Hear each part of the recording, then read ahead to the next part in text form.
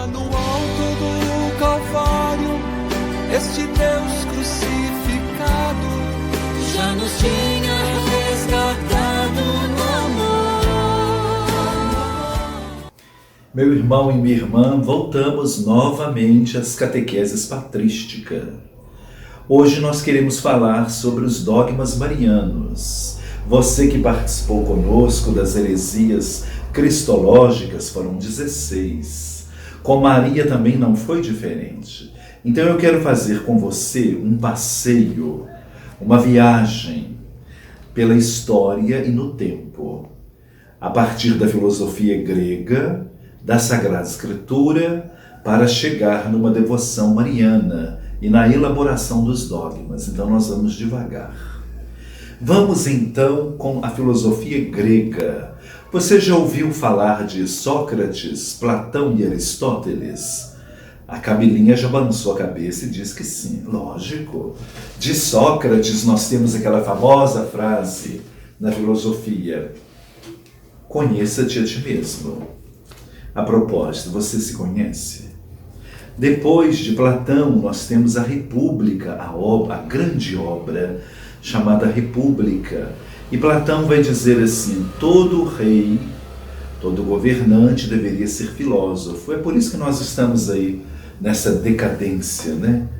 Porque os reis e os governadores não são filósofos. Acho que eles nem sabem o que é filosofia. O filósofo é o amante da sabedoria. Depois de Aristóteles, ele arrumou um mundo de pensar, né? E hoje nós pensamos muito com a cabeça de Aristóteles. Mas o que importa aqui é a figura da mulher. Olha, meu irmão e minha irmã, não fique triste com Aristóteles. Ele tem uma frase que deprecia o sexo feminino. Abre aspas. Ele vai dizer assim: quando a natureza trabalha bem, ela produz um homem. Mas quando há um caos na natureza, ela produz uma mulher. Imagine. No pensamento aristotélico, a mulher é o caos. O que é o caos? É a confusão, é a destruição. É diferente do cosmo, da organização. Ora, este pensamento filosófico grego vai influenciar também alguns redatores da Sagrada Escritura. Não se iluda. A Bíblia é palavra de Deus, mas é palavra de homens também, de culturas diversas. Cultura egípcia, cultura grega, enfim, tantas culturas romanas, latinas. Ora, então, ao longo da redação, nós vamos encontrar a influência desses pensamentos, de maneira especial, pejorativa ao sexo feminino. Se você pegar, por exemplo, a Bíblia, como eu estou pegando agora, e abrir no capítulo 3 do livro do Gênesis, você vai encontrar aqui a história do pecado original. Uma antropologia androcêntrica. Muito simples, Camila. Quem pecou primeiro aqui, segundo essa tradição bíblica? Foi o homem ou foi a mulher? A mulher. A mulher. Havia uma árvore do conhecimento do bem e do mal. Era proibido comer daquele fruto. A mulher comeu e ofereceu ao marido. Ali começa o drama e o trama do pecado original. Ora, mais tarde, São Paulo vai dizer aos romanos sobre o fruto do pecado, que é a morte. Aí eu te faço a pergunta: se a mulher pecou primeiro e a morte é uma consequência do pecado, no tempo de Jesus pensava-se que a mulher era responsável pela entrada do pecado no mundo e também responsável pela entrada da morte. Por isso que quando alguém era condenado à morte, e à morte de cruz, lembra lá quando Jesus estava carregando a sua cruz? Algumas mulheres choram, batem no peito e pedem perdão, porque atribuía-se a ela a culpa da entrada da morte no mundo. Bom, são ditas coisas depreciativas ainda na Sagrada Escritura. Eu falei na missa de Nossa Senhora Aparecida, não vou falar na igreja, me procurem depois. 4 depreciações do sexo feminino. Está aqui no livro do Levítico. A mulher é ciumenta, curiosa, leviana e gulosa. Vou repetir, hein? Ciumenta. Você é ciumenta? Você que está me ouvindo. Curiosa, fica espreitando, curiosa. Gulosa. Leviana, quer dizer, não leva as coisas a sério. Olha como é que é depressiva. Quando saía na rua, punha um véu na cabeça. E tem gente que acha que o véu é um adorno bonito, né? Não, o véu significa submissão. Quer dizer, quando é solteira, submissa ao pai. Quando casada, submissa ao marido. Olha como que isso entrou devagarinho em uma liturgia belíssima na nossa igreja, ou em todas as igrejas cristãs. Olha aquela noiva bonita, quando adentra na igreja, ela entra acompanhada por um homem. Olha que perigo! No meio da igreja, ela é entregue ao outro homem. E depois, lá, tem outro homem esperando no altar para dar a bênção naquele matrimônio. E quando ela sai da igreja, tem que assinar um processo e acrescenta ainda o nome do marido. Vamos dar um jeito nisso aí. São traços de uma cultura androcêntrica. Outra coisa interessante na Sagrada Escritura. Via de regra, aos 12 anos acontecia a primeira menstruação. O que é menstruação? É sangue. Está no livro do Levítico. Deus deu uma ordem a Moisés, que quem se contaminasse com sangue demoraria um tempo para se purificar, por exemplo, uma semana. Então, no dia que a mulher estava menstruada, naquele dia ela não podia tocar em nada, não podia nem fazer comida do judeu, porque aquela comida ficava impura, deveria ser incinerada. Olha que situação. A medicina, bem mais depois, que vai nascer aí a medicina nesse sentido, de descobrir a questão do ciclo biológico mensal. Então, quando ela era estéril, acreditava-se que a mulher era estéril, o homem nunca, né?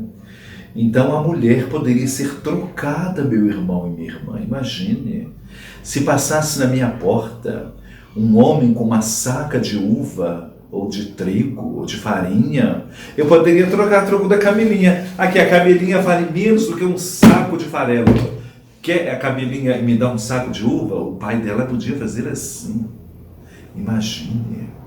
Então é dentro desse contexto de discriminação, de intolerância ao sexo feminino, de androcentrismo, né? Imagine, eu vi uma pesquisa recentemente que a cada minuto mesmo, é estuprada uma mulher no Brasil. Imagine, que país é esse que nós vivemos? Olha como é que nós estamos. Então, esses traços androcêntricos, onde o homem é o centro, isso vem de culturas gregas, vem de culturas romanas, egípcias, que acabou entrando na Sagrada Escritura e acabou entrando no domínio cristão. Você, por exemplo, poderia fazer uma pergunta: por que as mulheres não celebram missa? Eu não vou dar resposta. Antigamente tinha as diaconisas, tem até um grupo aí pedindo ao Santo Padre, o Papa Francisco, para liberar o diaconato para as mulheres. Olha que interessante. Quantas catequistas mulheres nós temos na nossa igreja. Então, no meio dessa misoginia, a palavra certa é essa, viu? Misoginia, discriminação, nós vamos ver uma mulher que sobressai. É Maria, Nossa Senhora, que viveu dentro deste contexto, mas foi relatada de um modo diverso. Por exemplo, cada evangelista pintou um rosto de Nossa Senhora na Bíblia. Marcos, ainda fazendo parte da cultura androcêntrica, no ano 60, no ano 65, vai fazer referências a Maria para mostrar quem é Jesus. Mateus mostra uma árvore genealógica, onde vamos encontrar pessoas importantes. Lucas vai fazer uma canção poética, né? A Maria de Lucas é maravilhosa. Ela tem toda uma questão sociopolítica e econômica. Ela conhece tudo para cantar o Magnífica e ser saudada por anjos. João coloca Maria em duas situações antagônicas nas bodas de Caná e depois ao pé da cruz. Ela aparece na Bíblia ainda como a mulher orante, no livro dos Atos dos Apóstolos, e no capítulo 12 do livro do Apocalipse, a mulher vestida com o sol. Que belíssimo! Vestida de Deus. Desaparece da Sagrada Escritura. Mas o primeiro trecho, o trecho mais antigo, por volta do ano 50, 55, é de São Paulo aos Gálatas. Ele vai dizer assim, eu sei até de cor, viu? Na plenitude dos tempos, Deus enviou o seu Filho, nascido de uma mulher. Olha que beleza! Nascido de uma mulher. O que é plenitude dos tempos? A igualdade do sexo, homem e mulher. No princípio, Deus fez assim, homem e mulher. Essas separações e essa misoginia, isso tudo são questões históricas e culturais que as mulheres precisam conhecer mais e melhor.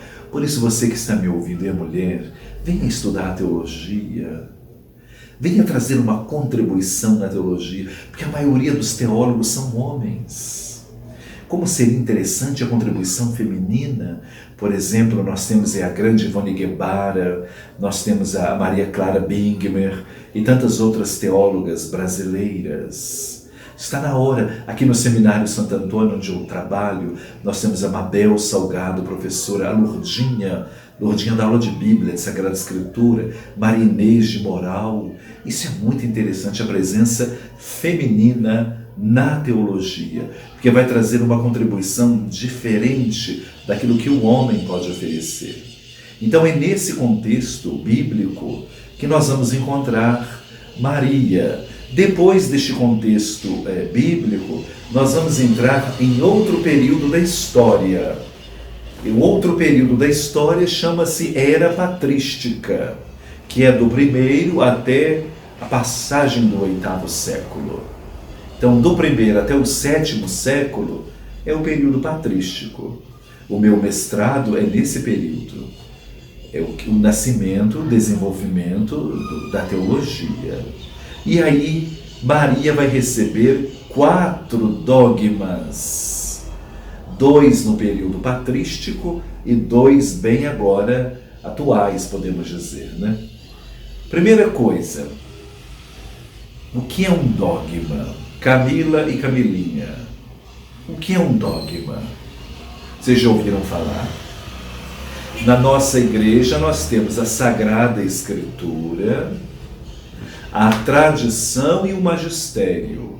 Os dogmas fazem parte, muitas vezes está aqui na Bíblia, outras vezes na tradição e o magistério que define.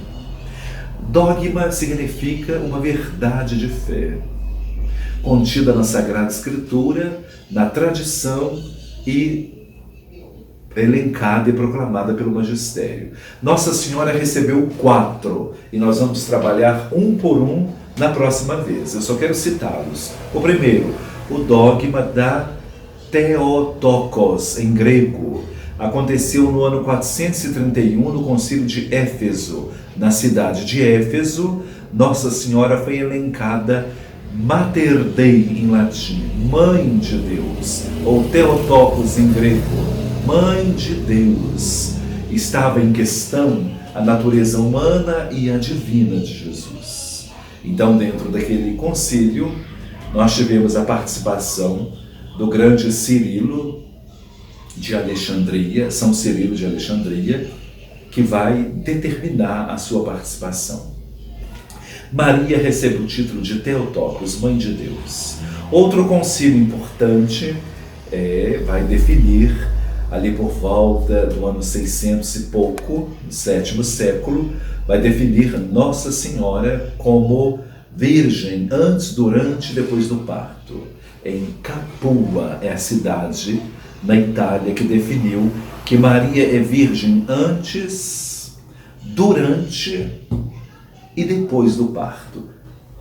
Até acredita-se que o parto de Maria foi indolor. Santo Agostinho vai dizer assim: Maria gerou Jesus sem dor, porque o gerou na virgindade, mas nos gerou na dor, porque nos gerou ao pé da cruz.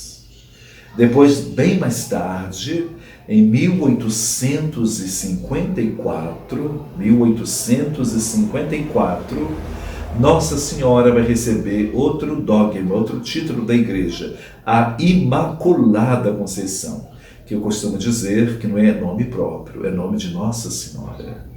Imaculada, ou seja, ela não teve mancha. Conceição, no momento da concepção, quando Nossa Senhora foi concebida no ventre de Santana, ela não teve pecado original e ao longo da sua vida ela não pecou. Isso é maravilhoso, nós vamos ver depois. E o último dogma, bem recente, foi em 1950, no dia 1º de novembro de 1950, o Papa Pio XII decretou Nossa Senhora assunta ao céu. Nos céus está de corpo e alma a Virgem Santíssima. Ela vai na nossa frente para nos receber na glória. Olha como Nossa Senhora é importante. Então, na próxima vez, nós vamos falar dos dogmas marianos, cada um de uma vez, para ficar bem claro. Que Deus te abençoe por intermédio de Nossa Senhora, em nome do Pai, do Filho e do Espírito Santo. Amém. Até a próxima vez, quando formos estudar a Theotokos. Vai pesquisando aí. Como que Maria... eu fiz uma pergunta para você na outra vez.